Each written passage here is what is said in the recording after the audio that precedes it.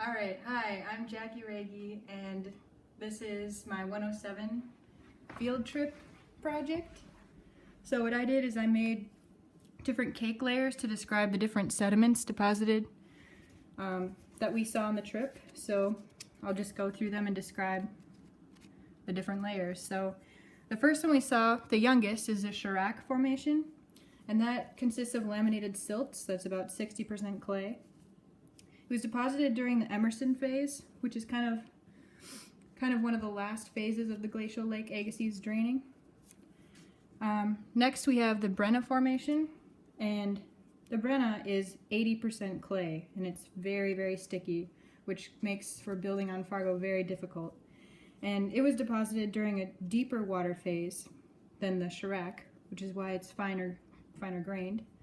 And you can see the boulder in it is a glacial dropstone, and those can be found throughout the Brenna, and they can cause some problems for building if they get their building materials on there. They think they've hit the till, and it's bad news.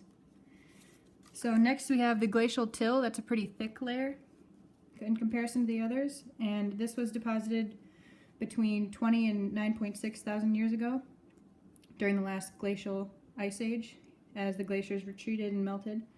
And what till is sediment deposited directly by the glacier, and it's all sorts of sizes. It's not sorted at all, very poorly sorted. So you can see there's boulder sizes, and there's kind of finer grained laminations going through there, that kind of thing. And the ice was about 1.2 miles thick at its thickest point, so that's a lot of ice, and it deposited a lot of till. But the bad thing is it destroyed all the sediments above the pure shale, so there's no record in between the glacial till and the pure shale. And the pure shale was deposited during the Cretaceous period, which was about 75 million years ago, in the western interior seaway. And it is a very dark shale. It's very organic rich, and it was in an anoxic environment, which is why it's so rich in organics.